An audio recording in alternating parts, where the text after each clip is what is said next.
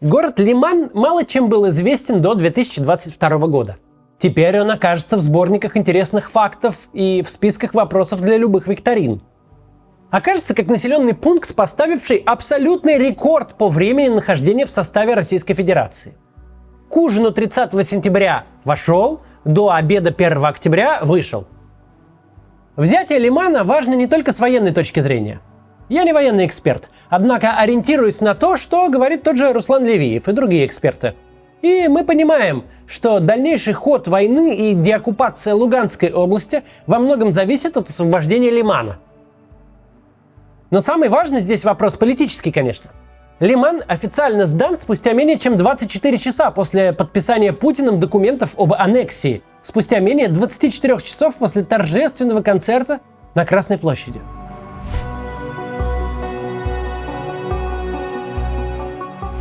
Мероприятие и так было само по себе в высшей степени сомнительное с идеологической точки зрения.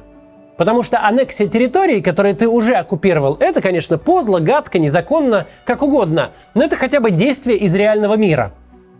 Но если ты назначаешь своей Запорожскую область, когда само Запорожье – тыл украинской армии, то это не называется аннексией, это называется фантазией. Но когда буквально на следующий день твои войска под угрозой полного окружения отступают с тех самых территорий, которые ты вот только что в максимально торжественной обстановке объявил своими, это уже не фантазии, это унижение. В глазах мировой общественности Путин выглядит уже не как инфернальное зло, угроза всему миру, а как карикатурный диктатор, кичащийся выдуманными завоеваниями ввиду отсутствия завоеваний реальных. Эдакий северный Иди Амин, на словах повелитель всех зверей на земле и рыб в море. Тот так себе и писал в документах. Покоритель Британской империи, но на деле лишь жестокий бездарный тиран, уверовавший в свою исключительность. После такого Путин может спокойно объявлять хоть всю Евразию своей вотчиной, хоть называть себя императором Марса. Серьезно относиться к его заявлениям не будет никто, кроме маленького круга лизоблюдов, которыми он себя окружил. Все, всех победим, всех убьем, всех, кого надо, ограбим. Все будет, как мы любим. Давайте.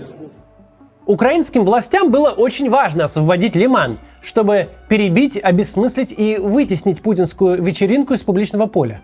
Явно и недвусмысленно продемонстрировать, что его слова не стоят того эфирного времени, которое было на них выделено. Что это все? Чисто его внутриполитические игрища, а фронт живет своей жизнью. И это с блеском удалось. Еще вчера вся Z-общественность праздновала победу.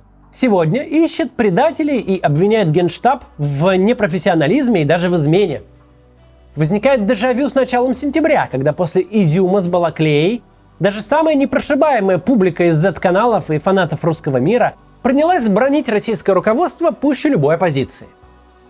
При этом масса сливов говорит нам, что все могло быть еще хуже, что победа на бумаге и отступление на фронте могли случиться день в день, что российским войскам запретили отходить из Лимана, что они должны были продержаться до конца гуляний и празднований в Москве.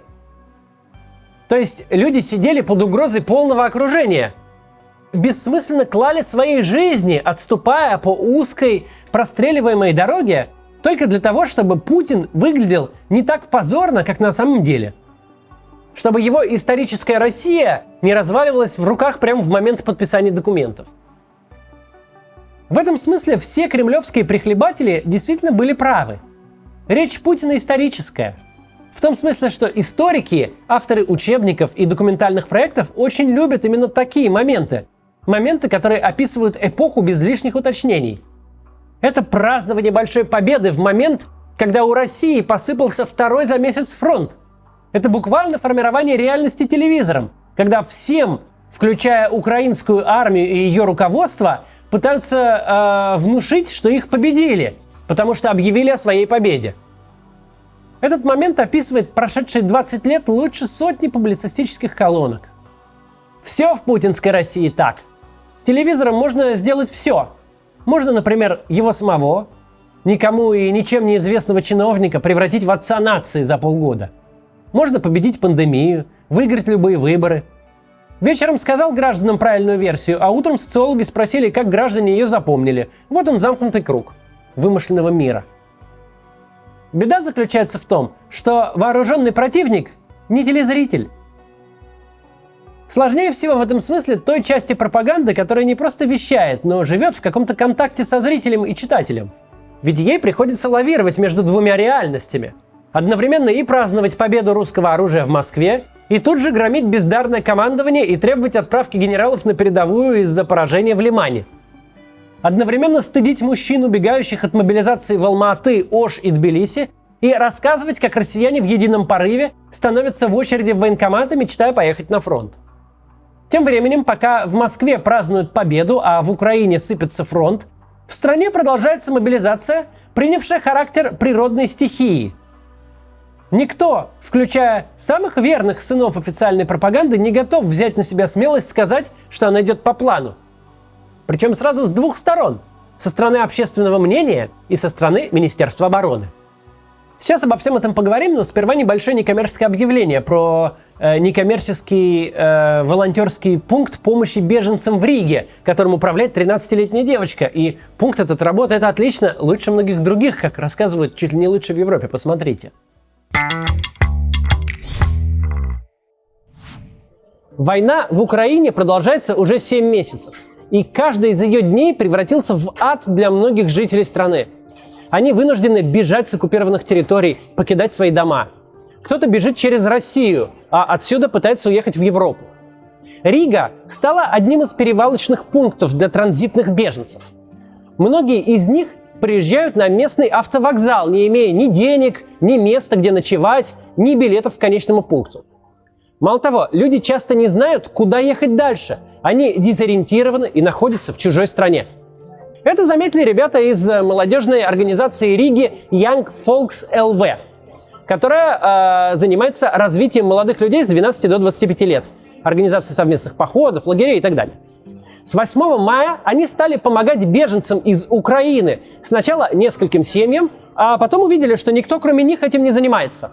Они договорились с администрацией автовокзала и организовали вот этот волонтерский пункт, который работает каждый день с 8 утра до полуночи.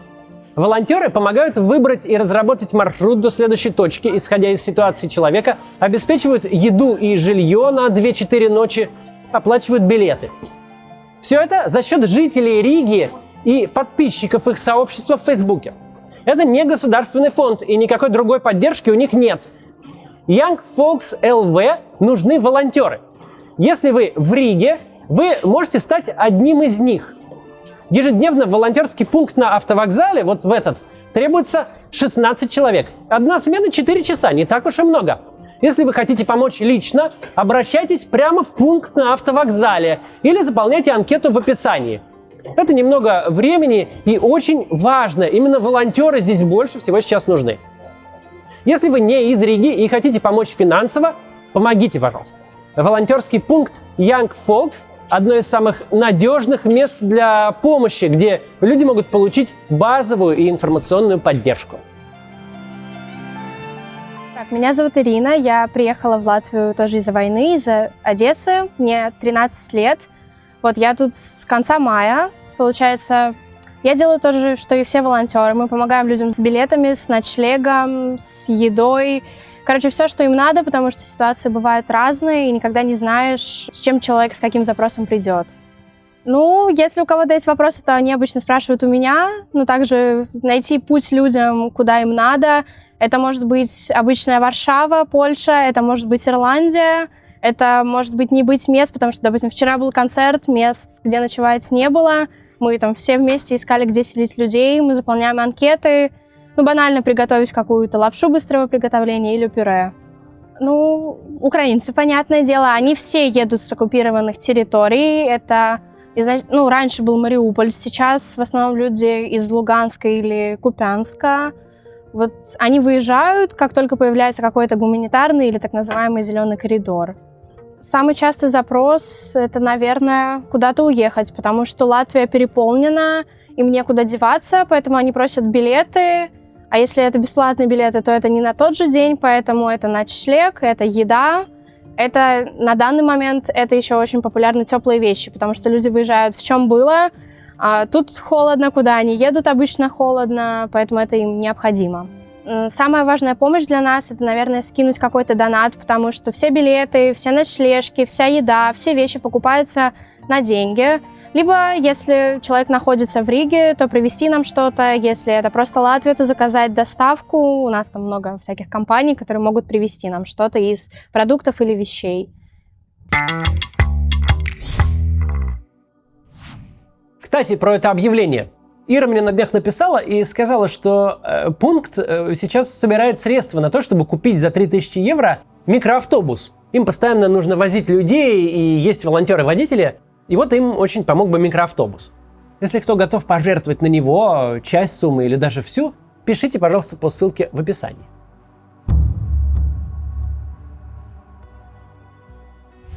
Ну, продолжаем. Мы прекрасно понимаем все ограничения социологии военного времени. Времени, когда люди боятся громко в общепите и общественном транспорте говорить, не то что отвечать на прямо поставленные вопросы постороннего человека с опросом-листом. Но первый же опрос, проведенный Левадой, показал, что 47% респондентов восприняли путинскую мобилизацию с тревогой и страхом. Еще 13% испытали возмущение, а 11% подавленность. Это результаты среди тех, кто вообще согласился говорить в такой ситуации. Вообще говоря, сложно вспомнить такое решение Путина, включая повышение пенсионного возраста, которое влекло бы столь однозначно негативную реакцию общества. Лишь четверть респондентов ответили, что испытывают гордость относительно такого решения. Да и то, видимо, рядом в момент опроса проезжал автозак.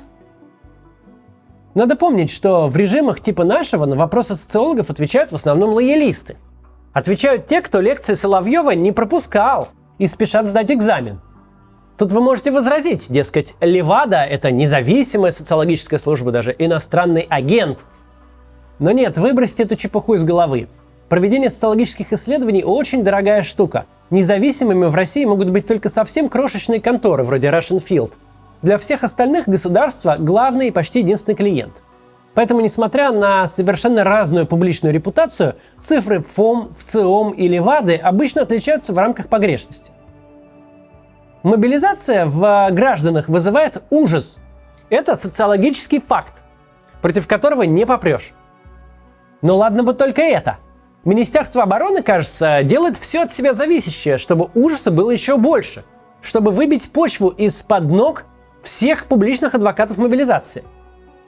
Проводится она настолько топорно, насколько ее вообще возможно вести. Студенты, инвалиды, пенсионеры. Каждый, кто не спрятался, кому хватило глупости прийти в военкомат, тут же отправляется ночевать в затхлый сборный пункт, под нужды которого переделали в школьный спортзал. Средневековые практики, необходимость экипировать себя самостоятельно, и они декларируются уже совершенно публично. С мобилизацией попросту не получилось пойти по излюбленному пути российского руководства.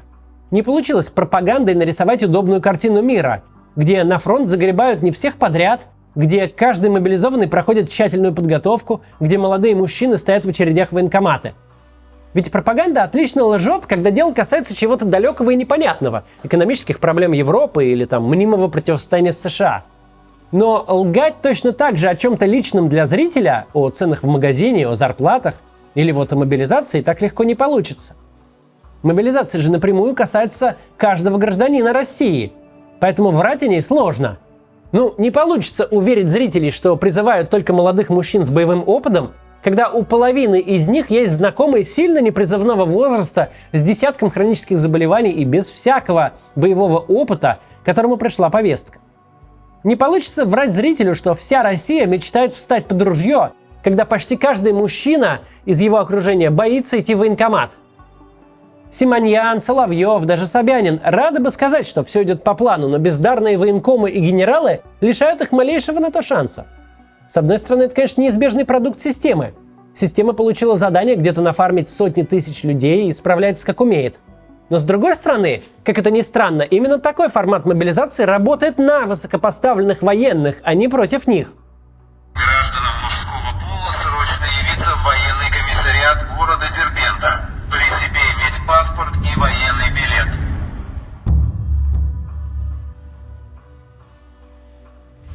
Впервые в истории России за последние 100 лет военные получили реальную власть. Даже при огромных расходах на оборону, что в Советском Союзе, что в Новой России, военные Самые никчемные, самые забитые, самые униженные среди людей в погонах. Политической власти у них нет. Своих людей во власти гражданской тоже нет. У них нет полномочий внутри страны. Их лоббистский ресурс крайне ограничен. У них нет ни надзорных, ни нормотворческих, ни репрессивных функций. Пока генералы ФСБ, МВД и СК каждый день воюют, лихо заводя друг на друга уголовные дела, крышуют бизнесы, делят активы, доказывают свою полезность центральной власти, чем заняты генералы армейские. Тихо разворовывают собственное ведомство, оттягиваются на солдатах, отданных им в рабы. У любого следователя-лейтенантика с пушком над верхней губой из районного отдела полиции больше власти, чем у любого армейского генерала. Любого человека, который попал в его орбиту, лейтенант может скрутить в бараний рог, сломать ему жизнь одним простым уголовным делом. Он этому режиму нужен. Он маленький кирпичик в большом силовом ее фундаменте. Режим его любит и жить без него не может. А армейский генерал режиму нужен один раз в год, на параде 9 мая. И вот, в один момент Путин выдал генералам штуку, которая круче любых уголовных дел, любых космонавтов с дубинками. Они теперь могут указать пальцем на любого человека и отправить его на смерть. Вообще любого. И никакие бумажки больше никого не защищают. Бронь у тебя, справка, отсрочка. Ну, значит, в одном конверте с похоронкой твоя жена получит бумажку «Ошибочка вышла, извините». Ей от этого, конечно, сразу полегчает. Самого смелого воображения не хватит представить, какие возможности для коррупции, силового передела собственности, репрессий к оппонентам тут открываются. Безумная мобилизация всех подряд, включая стариков и инвалидов, это тот случай, когда баг становится фичей. Симоньян там что-то верещит? Соловьев? Путин к чему-то призывает? Да кто они такие? Сказано, что безногий одноглазый отец 5 детей едет в окоп. Значит, едет в окоп. И что ты нам сделаешь, товарищ Собянин? Вот мы можем на Тверскую 13 завтра подогнать 10 автобусов и всю твою мэрию отправить на калибровку химарсов. А ты нам что? К Путину жаловаться пойдешь? Штраф за парковку выпишешь? Так пока дойдешь до Путина, мы их фрагментами уже вернем тебе. Товарищи пропагандисты, эффективные менеджеры, чекисты, менты. Прошло ваше время. Теперь мы тут власть. И мы видим, как гражданская бюрократия лихорадочно пытается вернуть себе контроль. Мы видим Собянина, который включился в первые ряды мобилизации, лишь бы остатки власти над Москвой не утекли между пальцами. Но тут же мы видим, как из этого ничего не получается. Как генералы, получившие власть, стремятся ее только ширить. С этой точки зрения мобилизация не просто должна быть хаотичной, она должна быть показательно хаотичной, с элементами демонстративного самодурства. Что ты сделаешь с руководством армии во время войны? Кто рискнет не снять какого-то заштатного военкома в количестве одной штуки, а реально репрессировать генералов? Это не прогноз никакой, конечно, но какой-нибудь перформанс типа того, что оставить за длинный язык Симоньян Russia Today без вообще технического персонала, и пусть она их по фронтам потом собирает ошметками, это то, чего в таких бюрократических войнах вполне можно ожидать. В начале сентября на той путинской вертикали, которую строили и укрепляли 20 лет, на режиме абсолютной единоличной власти были видны лишь аккуратные трещинки. Все, кому не лень, собирали собственные армии и аккуратно поддевали друг друга публично. Теперь же трещины превращаются прям в реальные разломы. Но где это видано? Чтобы в жесткой авторитарной системе никто, включая самую официальную пропаганду, не относился к Министерству обороны всерьез. Коношенков со своими восхитительными формулировками буквально говорит в пустоту. Даже Соловьев не готов его транслировать. Где это видано, чтобы губернатор, пусть даже такой особенный, как Кадыров, публично поносил генерал-полковника, командующего одной из группировок войск? Просто крыл его последними словами, называл бездарем. Действующего командующего, который должен иметь какой-то авторитет в войсках. В тех самых войсках, где каждый от полковника до рядового мобика прочитал пост Кадырова. Путинизм очень любит сравнивать с тоталитарными экспериментами прошлого. То с Третьим Рейхом, то со сталинским СССР. Но там подобного нельзя было даже представить. Вот снимет вождь генерала, отправит его командовать разгрузкой леса в Сибирь. Тогда поносите как хотите. Но глава региона, подрывающий авторитет командующего фронтом во время войны, это нонсенс. То, что мы видели в Кремле и на Красной площади 30 сентября, помимо прочего, конечно, должно было продемонстрировать единство власти. Что нет никакого раскола, никакого пораженчества, и все пребывают в едином прорыве. Но не успел отгреметь концерт, как единство обернулось поиском предателей и бездарей. В таких странах, как Россия, невозможно делать прогнозы. Но когда ты видишь режим, увязший в войне, чья вертикаль на 8-й ее месяц с аппетитом приступила к взаимному каннибализму, то понимаешь, что, возможно, президенту Зеленскому не так уж долго ждать переговоров с новым президентом России. До завтра.